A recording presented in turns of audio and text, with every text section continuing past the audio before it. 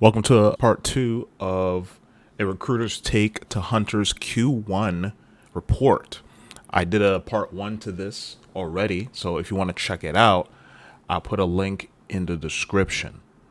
So, without further ado, let's get right into this. Now, I left off on the recruiter's insights, so we're going to start from here. This is a long report, so we're going to get to it.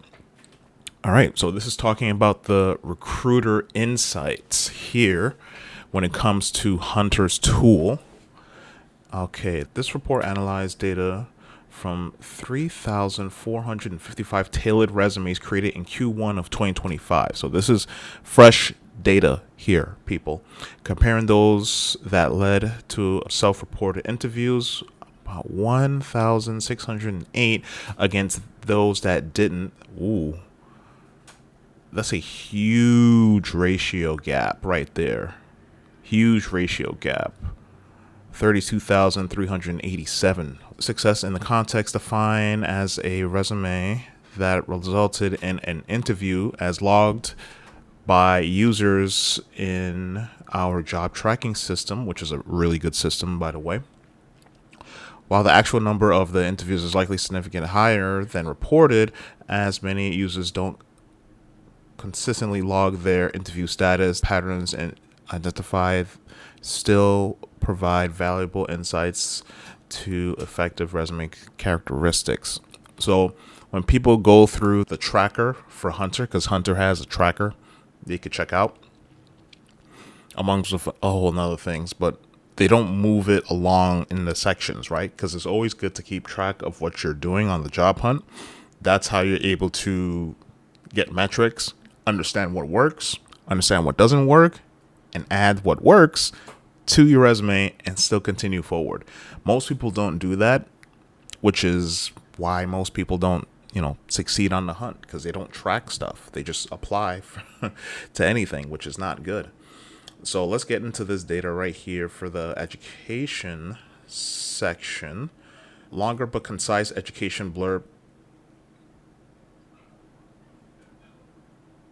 Correct. Adding even one or two extra lines about coursework, honors, or thesis topics appear to help. Resumes that reach the interview stage average 78 characters in their education descriptions versus 68 characters for others, a 15% lift. The same resumes also slightly larger numbers of education entries, so 2.07 versus 198. Together, the data suggests that giving recruiters a little more context about your studies makes a measurable difference. And it shows here between the people that got, interviewed, which is 78 characters, opposed to the 68 characters. So just even a little bit more information saying, okay, I got this degree and what is actually for, right? Certification section, overlisting. Certification hurts more than it helps. Ooh, look at that. So too much information when it comes to the certification section is a bad thing. Successful resumes. Let that pass by.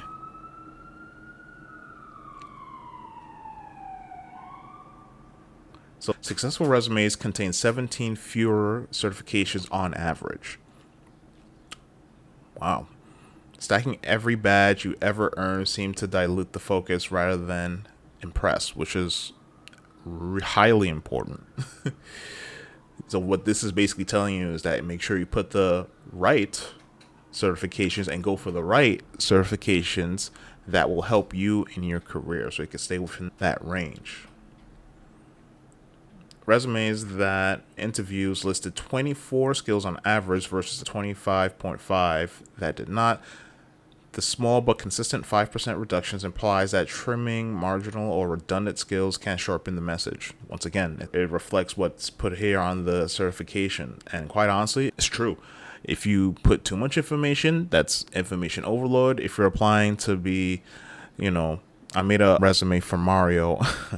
You could check it out on my LinkedIn. and I put all his achievements that he ever gotten in his video games. You know, Mario, he plays golf, he was a doctor, he's a plumber, he's a savior, all this other stuff. But he's applying for a job as a plumber. And when people see all this other stuff, it's too much information. He needs to just focus in on being a plumber and his experience there. That's just a funny take from mixing games into this. But yeah, it rings true, man. Too much information is a bad thing. Achievements.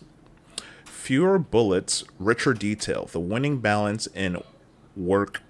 Winning resumes average 4.52 bullets per job, but stack 165 characters each bullet. The pattern suggests recruiters favor clear impact, numbers, and context over sheer bullet count, which is highly important. 4 to 5 bullets.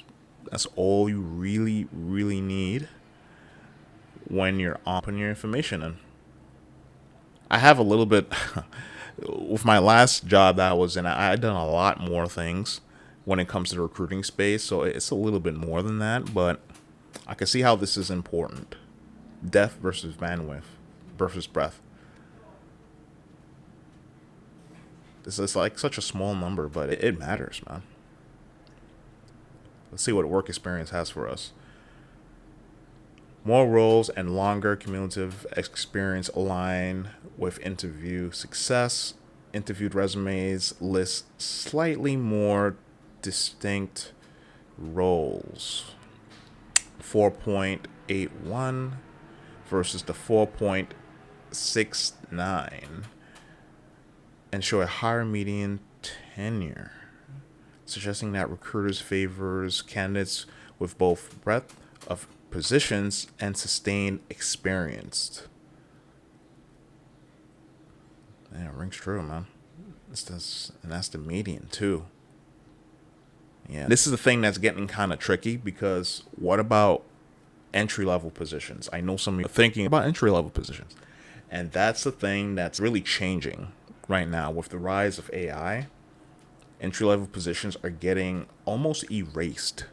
And it's happening all around us in these job postings. Needs at least 2 to something experience. So quite honestly, it's heading down the path of doing some kind of freelance work for a couple of years, or an internship. I know those are really hard to come by, but that's where the world is heading with this AI, man, because it's taking all the jobs, especially the entry-level positions of college people coming out the gate. Resume page count. Oh, this one's going to be interesting. Total page count shows no meaningful impact on interview outcomes. Both groups within the typical 1 to 2 page range. Sometimes they have a little bit more or somewhere in the middle. Indicate that staying concise yet complete is sufficient. And that also rings true. Most people are staying within that 1.5, 2 pages. My golden rule: if you have less than 7 years of experience, you can fit that sucker on 1 page. If you have more than 7 years of experience, 2 pages. If you're like even more than that, I say 3 pages max. Honestly, anything more than that, then the recruiter's probably not going to be reading all of that, unfortunately. And normally recruiters spend, I think it's like seconds on a resume, and then once they scan, because we scan through it for the keywords and information and what we're looking for, and then once we have those, we go back to the top, and then we do a good review. If it's a really good resume, then we'll spend another minute on it and send it, ask them for a review at that point, right?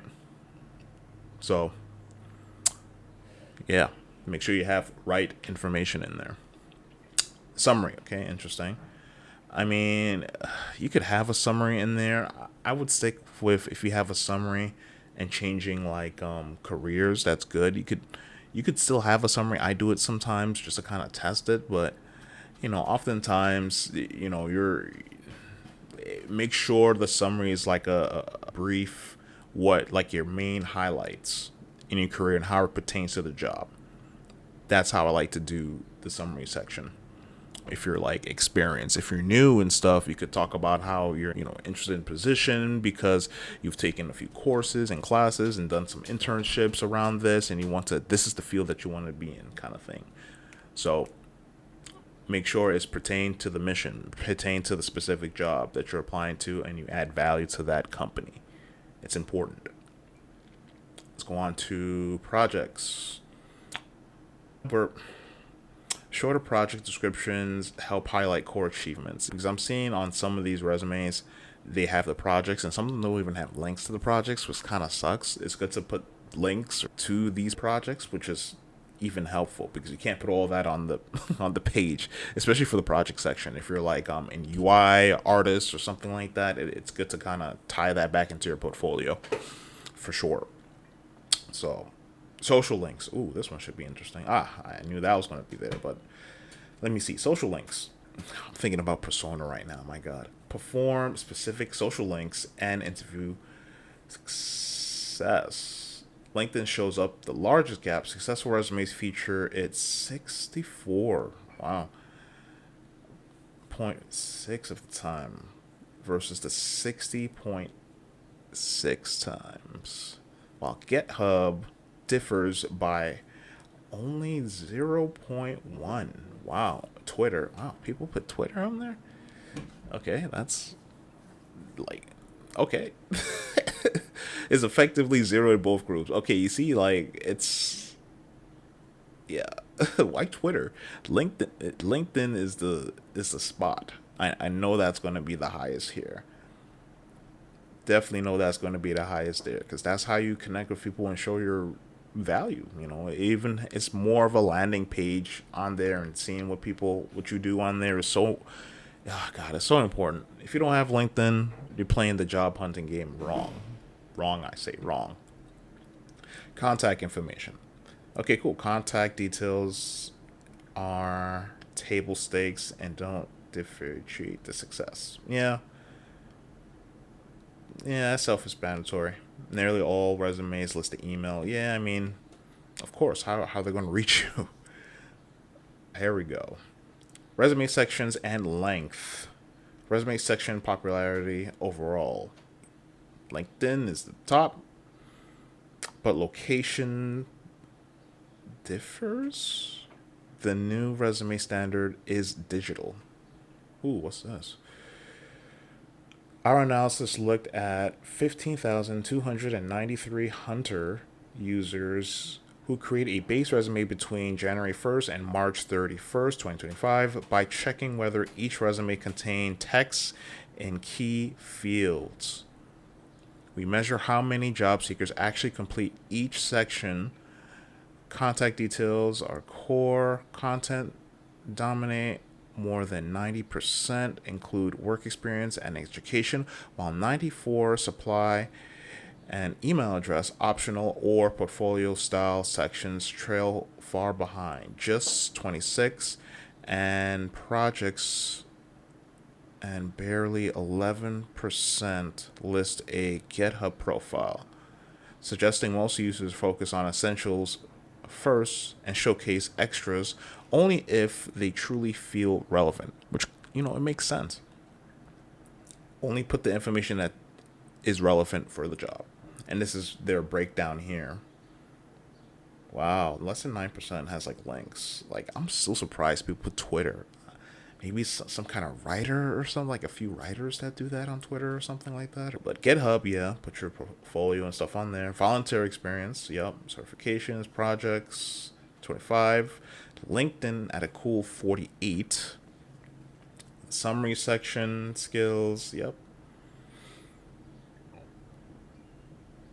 Resume section, popularity by category. Interesting. Resume section popularity reveals key industry trends. This comprehensive analysis of the resume section uses across 9 major job categories in Q1 of 2025. Reveals both universal patterns and industry-specific preferences in professional self-presentation. while core elements like contract information 96 to 99, work experience is 93 to 98, and education is 91 to 97, maintain consistently high usage across all sectors. Significant variations emerge in specialized sectors.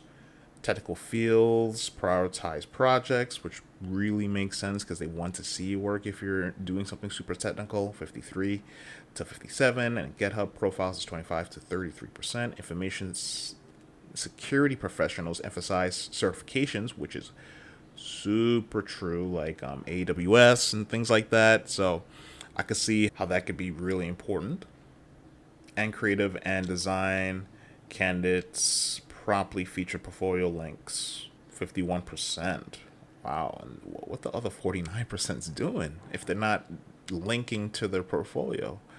Okay. These differences highlight how job seekers strategically adapt their resumes to industry expectations, with LinkedIn usage showcasing popular variation from the particular variation from 26 to 61% based on a sector and networking norms, while Twitter and Dribble remain largely on news across all fields. So these are like the hot maps, the hot zones. Oh, that's cool. It kind of that's wow, Huntr. That's neat. Neat.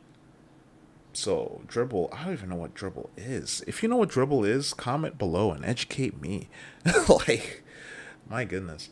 Less than 1%. Links, of course. Ooh, 51% for creative design, which make perfect sense because creative design, you definitely need to link to your work there in that kind of field. So that's smart. Location, volunteer experience, yeah. The GitHub, that's smart. Yeah, it makes sense because of software and IT and data analysis. It makes perfect sense. Certifications, yep, 47% for information. What's the lowest here? Creative design. Oh yeah, I mean, it really, that rings true because creative and design, it's more about you doing, not you learning. They're not going to be like, oh, you need to take the certification and for art to be in a creative design role, right? Like, it makes sense. Projects, yeah, makes perfect sense here. They're hiring for what you can do. LinkedIn, which is the highest here, we got a tie between project management and information security, and the lowest here is customer support and service, because this is more of an in-person kind of thing. I mean, you can still utilize your LinkedIn for this too, for sure. Like case studies, you can do case studies across the board, honestly. Now we're getting to the really hotness. And the highest one for this one is information. Yep, makes sense for the summary. The lowest one here would be software and IT. Interesting. Phone contact, yeah, self-explanatory, but skills, the highest one is software, with the runner-up being data. Runner-up being data and information security, which is true because they're looking for what kind of skills that you could bring to the table because they have all these different systems and programs. That makes sense. Education is actually a little interesting here. Yeah, the highest being data and the lowest being creative design, huh? Interesting. No, administration. Yeah, it's administration and clinical. Okay. Yeah, I can see that. And the last one is work experience. The highest one being a tie between project management and creative design, while the lowest here on the totem pole is going to be software and IT. Interesting. Okay, so number and length of work experience by target seniority. So the data reveals a clear progression in both median years, of experience and median number of work experiences across career levels. For job seekers targeting entry level positions, and the median is 3 years of experience spread across three different jobs. So if the job seekers targeting entry level position, the median is 3 years of experience spread across three different jobs, while the median level shows 6 years across four jobs. And senior level positions demand 14 years of experience over five jobs. These metrics were calculated over 14,000 resumes in Q1 of 2025, with each user most recently created base resumes analyzed for the declared target experience level, work history length, and the number of distinct positions. The findings illustrate two key patterns. First, the years of experience grow exponentially between levels, doubling from entry to mid, then doubling again for senior, while the number of work experience increase more gradually by just one job per level, suggesting that as careers progress, professionals tend to stay longer in each position. I'm going to be super interested in seeing what quarter two brings for this kind of report. With senior roles valuing experience over job quantity, for entry level positions, significantly a deeper analysis of job titles that almost 20% of these early career experience are internships. Yeah. Some of them paid, some of them are not, which is, the nature of the beast, especially now in this climate with AI. But with assistant roles and junior positions also making significant contributions to building the foundation of professional experience. And you see it here. Entry level positions, 3 years. So any entry level viewers, this is what they're hovering around. If they put like anything like 4 years, then they're insane. The job postings is insane. This is like 14. Oh, too far. But this is 14,000. 14,000 resumes. Q1 alone.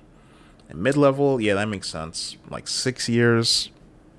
That makes perfect sense. And wow, it just doubles. It doubles each length. So 3 years, then 6 years, then 14 years. More than doubling in the senior case. Man, interesting for sure. How do entry level resumes have three jobs? Entry level, no experience. The data clearly shows that entry level in practice means having some relevant experience, with three jobs being the typical amount. Internships matter. Nearly 20% of experience from these job seekers are internships, highlights their importance as a stepping stone. Yeah. Diverse experience types. Entry-level candidates build their resumes through a mixture of internships, part-time work, assistant roles, junior positions. So this is highly important. Job seekers who's like in entry-level positions, you need to, while you're in college, I would say sophomore year, you should be thinking about this, because freshman, you're new, you're coming in, you're still understanding, you're in that gap between being a kid and being an adult, and it's a lot going on in freshman year. So get your foundation in your freshman years in college, and then your sophomore year, you gotta start thinking about this, like what internships are out there, right? Do some homework, do some research, talk to your counselors. That's what they're there for, right? Part-time work that adds to your degree that you're going to, which is highly important. Any assistant roles and junior positions from there, that's like in your junior year and senior year as well. So this is highly important. This is great information here, because I know a lot of people out there saying, entry level, they want 3 years of experience, and that's something that you should be doing in your college time frame. You have 4 years. Well, if you're going for a bachelor's, 4 years, 2 years if you're doing associates. But yeah, man, the proof is in the pudding. Proof is in the pudding, and it's right here. Types of experience for entry level positions with three jobs, and most of it is other. right? But we're seeing like some student work, junior assistant role, internships takes a nice chunk out of it, almost like a full 25% of it. So, proof is in the pudding. Number and length of achievements by target sorority. So, senior level resumes show longer, more numerous achievement bullet points. Yep. And I was thinking about that at the earlier one too. So the analysis estimates achievement documentation patterns across different experience levels in Q1 of 2025 resumes. The data was gathered by analyzing the most recent resumes for users, extracting more experience sections, and calculating both the count of achievement bullets and their character length. For each experience level, that's entry, mid level, and senior, with a substantial sampling size of over 300,000 work experiences. The findings revealed a clear progression in resume achievement documentation as candidates advance in their careers. Entry level positions typically include 3 achievement bullets per work experience, while both mid and senior level positions show a consistent median of 4 bullets. Additionally, there is a gradual increase in the length of achievements, with level achievements averaging 115.8 characters, mid is 119.7 characters, and the senior is 122.5 characters, suggesting that as professionals advance, they not only include more achievement points, but provide more detailed descriptions of their accomplishments. See, and that rings true because you really don't know how to make a detailed bullet point, adding metrics, showing the value that you bring to the table. You only start to understand that mid to senior as well. So it's good to know that earlier on. And once again, they don't teach this in school. This is why I'm making this content. And it shows you here too. 3 bullets and then 4, and then average out to 4 from there. So like 4 to 5 would be the best. 3 is just, those gotta be really good polling points, if you know what I'm saying. So next, resume page count. Resumes dominate across all careers, while resume length increases with experience. And it shows that data here as well throughout the stages, which is a little interesting to say the least. So the one pagers, man, you can even have one page in senior? Interesting. Well, I could see if they're going for like a specific kind of job and they have like 14 years of experience and they only want to talk on the roles that actually pertain to the job, then you can have like a little line or two for those jobs that don't really add any much value to it, and go into mostly details for the ones that actually does add value to the company that you're trying to apply for. So that makes sense if you set your resume up that way. And 2 pagers, that's the bulk across the board here. And just kind of talking specifically for me, I'm like mostly mid-level. Yeah, that rings true here. Now, 3 pages as a entry level, yeah, I can't even fathom that. I'm surprised that there's a number there. And 4 pages, okay, less than 1%. Yeah. Unless you're doing, man, but that may look weird because if you have like 3 to 4 pages as an entry level person, means they're probably looking at you with 5 heads. Quite honestly, they might be saying to themselves, something's wrong. Why they're still at entry level? Interesting. Interesting. Mid-level, yeah, it's high for mid-level.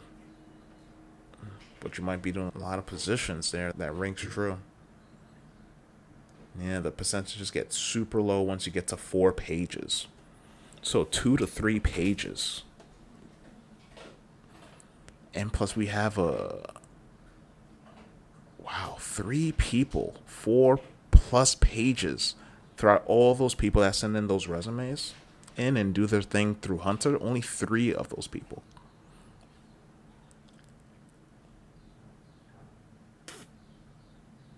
That's crazy. So, moral of the story: 2 to 3 pages. That's the bulk. That is the bulk. And entry level is 1, which is the bulk, which makes sense because you're new. Number of skills.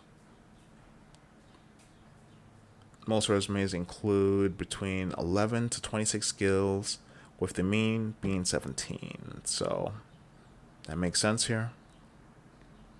Those 26 skills better all pertain to the role. Better not have like Microsoft and PowerPoint skills that actually pertain to your profession, like programs, certifications. That's more important than those standard skills. Work tenure and experience. Work tenure by job title. Senior consultants stay longest. Median job tenure varies dramatically across the board. And this is the median tenure title for titles. So this is how long they stay.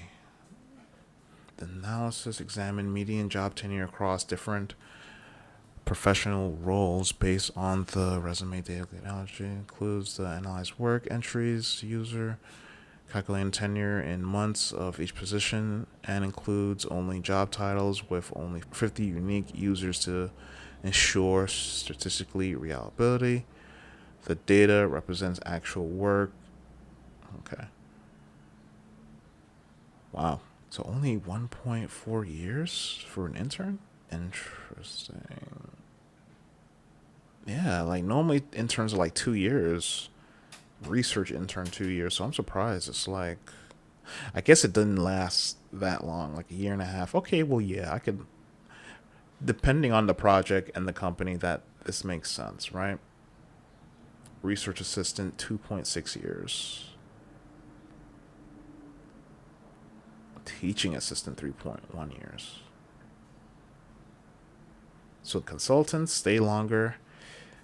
Yeah. And I'm starting to see there's going to be a shift of more people being consultants, like gig work kind of thing, contract work. If some of you know what that is, that's basically hiring on for your skills for a certain period, no benefits. You get paid more, but you don't get no benefits, and then they're out the door. And this is what we're seeing here with all these layoffs. Companies are treating people like consultants now these days. They want, especially now, because once they lay you off, they're going to hire people that's going to be mostly in like the consultant field or coming in doing some work for like a year or two and then just leaving. Let AI take care of the most. Hashtag Xbox Microsoft trying to go in that direction. This is like July 6th. This is like coming off the week of all these mass layoffs of Xbox. You can check out my video. I already made a video about it. I'll add it as well in the video. But man, cashier stay for 3.2 years. Wow.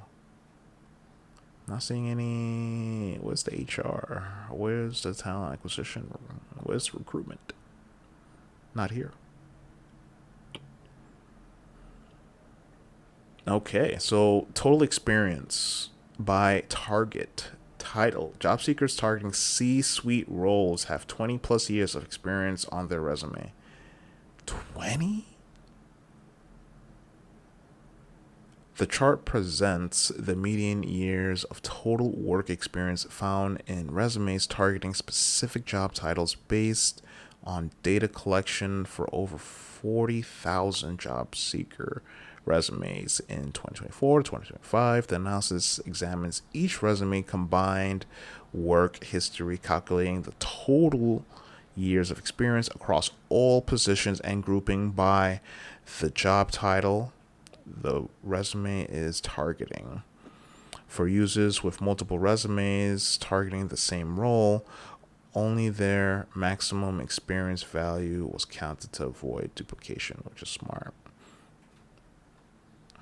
And this is it right here. So if we go all the way down, the median years of total experience by job title. So data scientist, software intern. So this is the median of experience. So I can see why.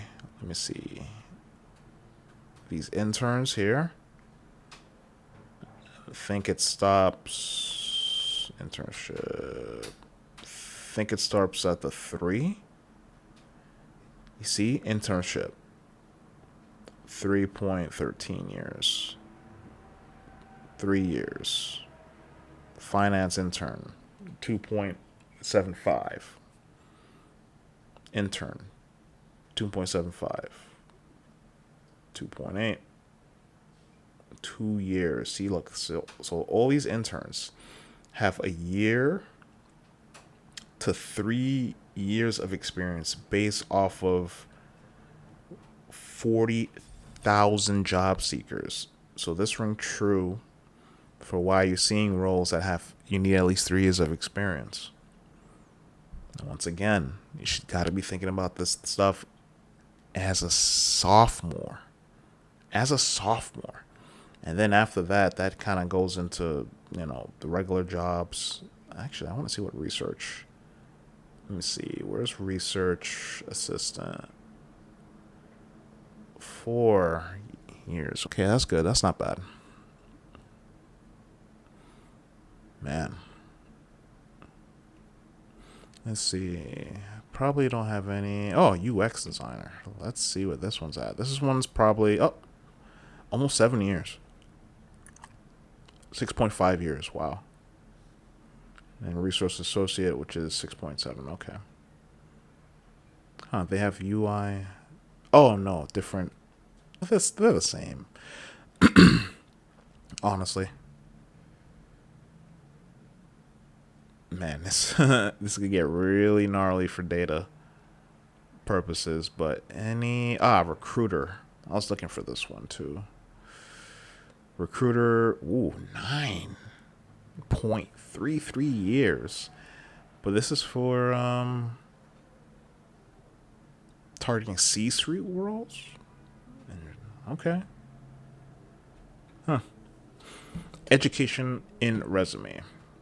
Computer science dominates technical fields, while high school diplomas remain valuable for entry-level positions, for entry points, for support roles. Self-explanatory. The 5 fields of study by core category.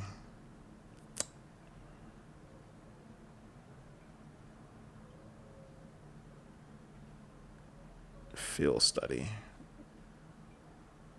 Computer science, and these are like the degrees that they go for.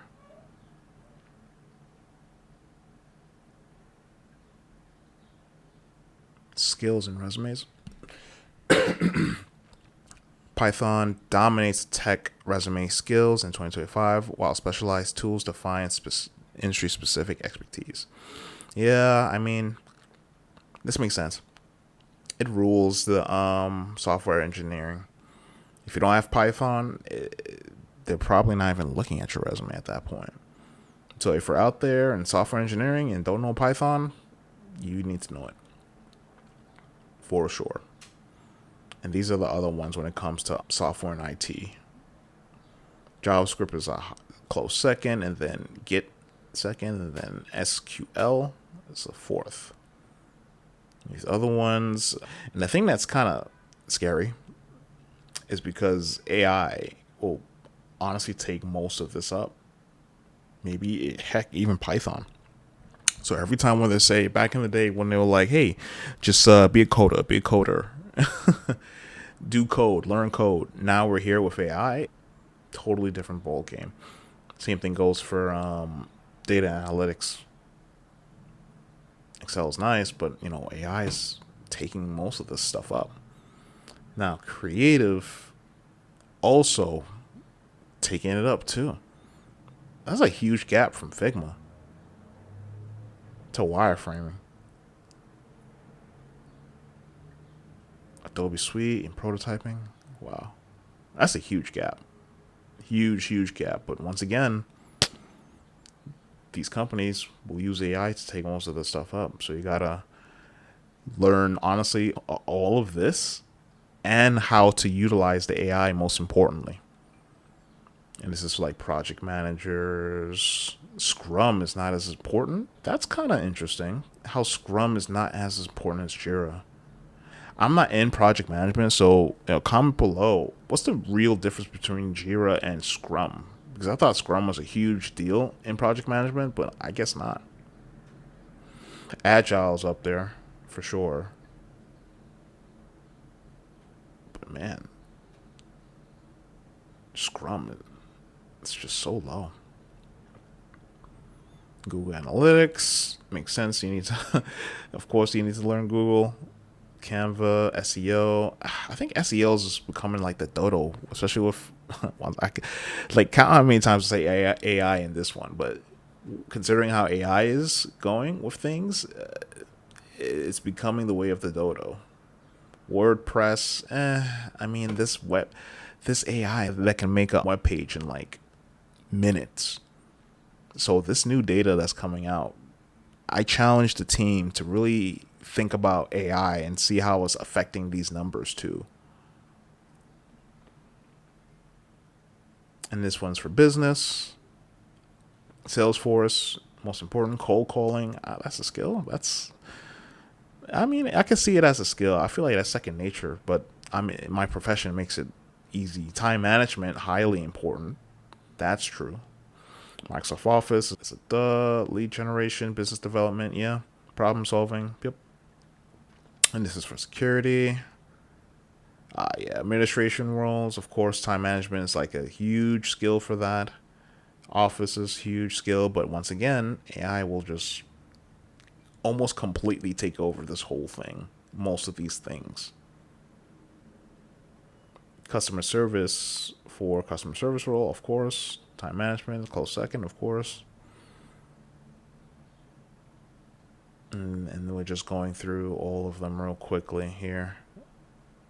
Same thing for project management for these kind of roles too.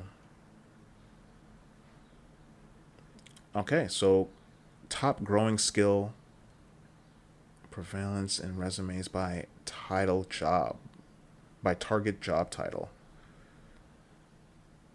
Cloud skills see explosive growth in resumes, targeting software roles, while technical skills rise across all target jobs.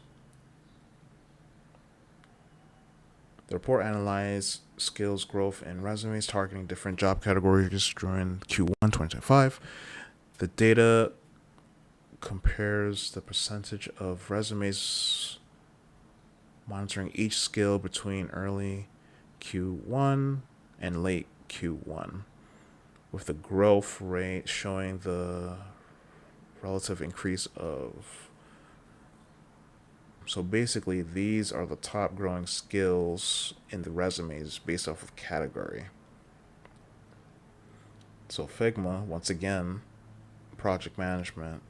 Okay, so these are the top skills then. So when it comes to what? Python, project management.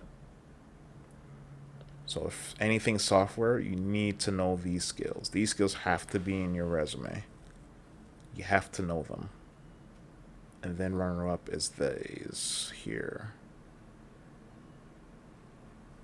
Interesting. So data analysis, you focus in on these skills, and then project management, these skills, and marketing, Google Analytics, which makes sense because Google's the end all be all. It's the best search engine right now.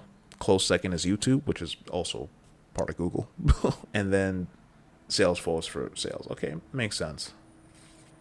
Watch this. Whoa. Career pathways. Top career progression pathways. Professional mobility report shows how workers navigate job ladders in tech, marketing, and beyond. So this is job title by transition work, huh? Okay, so interesting. Data scientist could even pivot into being a software engineer. So this is really cool. I wonder if I could find recruiter in this madness to kind of see on my take. I don't know what hostess go into. Okay, well, hostess into server, yeah. Store manager into event coordinator. That's pretty cool. I could see that. This is really neat right here. Let me see. Not seeing recruiter here. Let's go around one more time. UX. Let's see what UX designers. Yeah, that makes sense for them. Let's see researcher. There's nothing really to pivot into as a researcher, which kind of sucks. Research intern into research assistant. That's the next step up, quite honestly. Dang, I don't. It's either I'm blind or I can't see it. It's not here. Unless it's not here. Ooh, executive assistant into recruiter slash onboarding coordinator, huh? And that's how it pivots, huh? Interesting. Graphic designer, senior graphic designer. Yeah, so I would challenge you guys to kind of go into here and honestly check it out too, because this is really cool pathways here. The most here is like software engineer. Ooh, I could go a little bit deeper here. Didn't know that. So this is like the most, yeah, software engineer. You could pivot into a lot of different things, which is pretty cool. That's pretty good. All right. We're heading up to about almost an hour for this. So let's go over a few more, actually. Average time in career professions. Yeah, so this is how long people stay in their careers for. 1.3 years, 1.7 years. Yeah. That makes sense. Now for data analysis, wow, 5.6 years?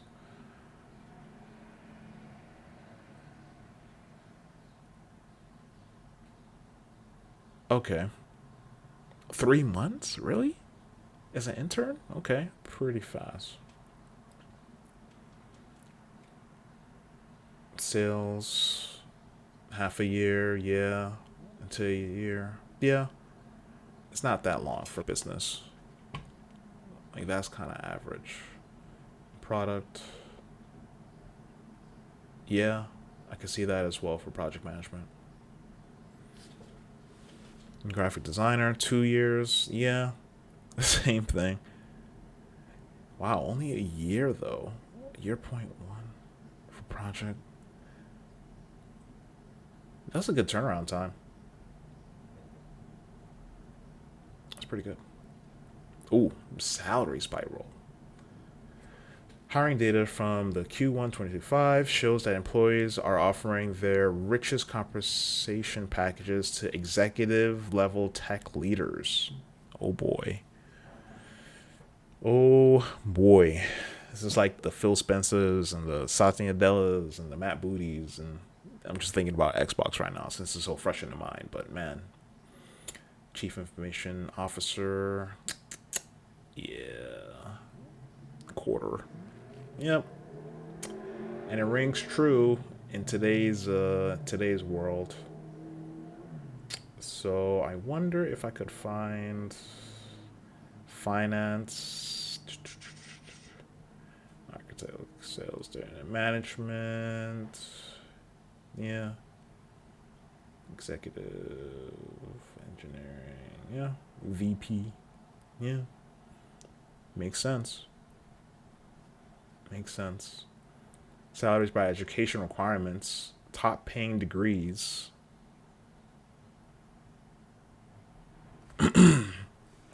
So, this obviously shows that, if you have a high school diploma, you can still make around 77, which is pretty good.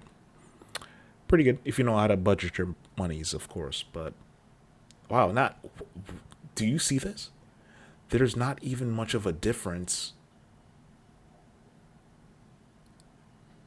out of how much people? Looking at 91K jobs in the US alone. Wow. In the US alone, almost like 90K. There's not much of a difference between the associates and high school. That's scary. Don't get associates. If you're listening to this, do not get a associate's degree because it doesn't. You see how much of a gap it is from bachelor's? Bachelor's is honestly the none mentioned. Interesting. Interesting. But there's a huge gap. If you're going to college, go for a bachelor's and make sure you know what you want to do. Make sure. But that's a huge, huge gap. That's double. That is double what you're getting as a bachelor's from associates. It's wild.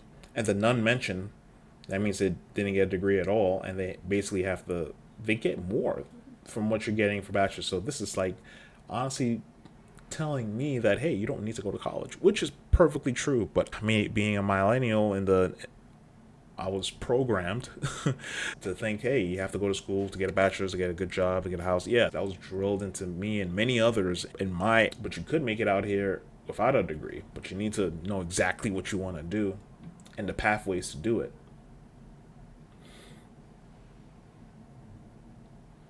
And then we have doctorate and master's here, which is like 20K more. I mean, 20K more is nice, but I know how to budget your monies for sure. But yeah, wow, this is like the biggest indicator here. So if you're going to college, get a bachelor's. If not, just don't go. And just make sure you get a profession that pays well and pick up a trade, maybe. Especially in this time. Lowest paying fields of study. Choosing the wrong major can cost you $100,000 a year. The floor of the pay table is anchored by creative and service oriented disciplines. Social work follows that, but roughly one third below the market is wow. So that even shows choosing the wrong major, you're finished.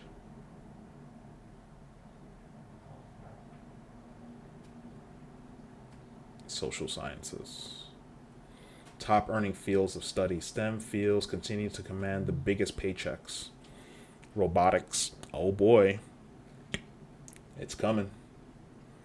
Machine learning, of course. Applied math, yeah. Artificial intelligence. I was looking for this. Of course, this is high. Pharmacy, AI still in here. Interesting. Salaries by company size. Bigger companies, bigger paychecks. Yeah, that makes sense. Because they have more capital. Self explanatory here.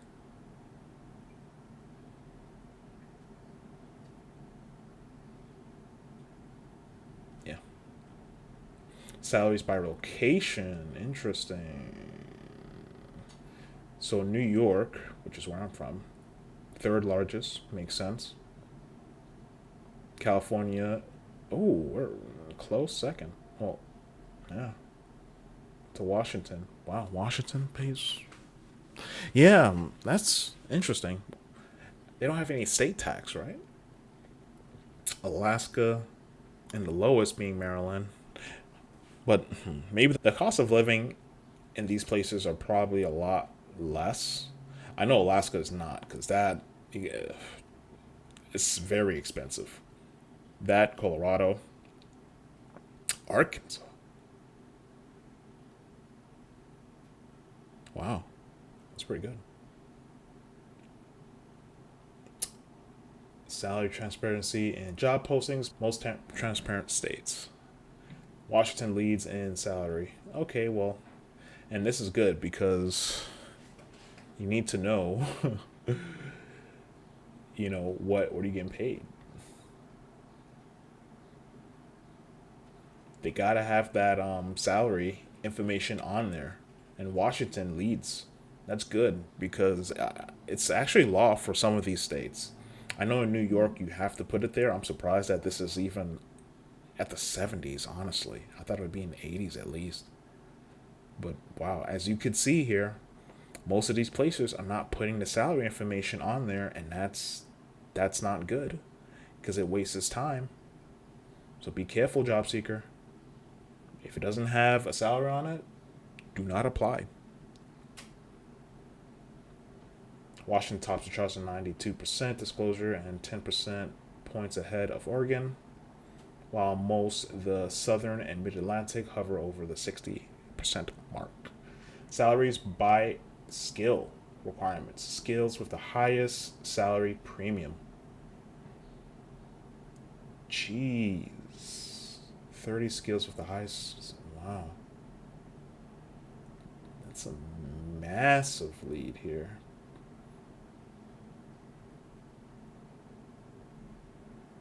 Hiring, 71%.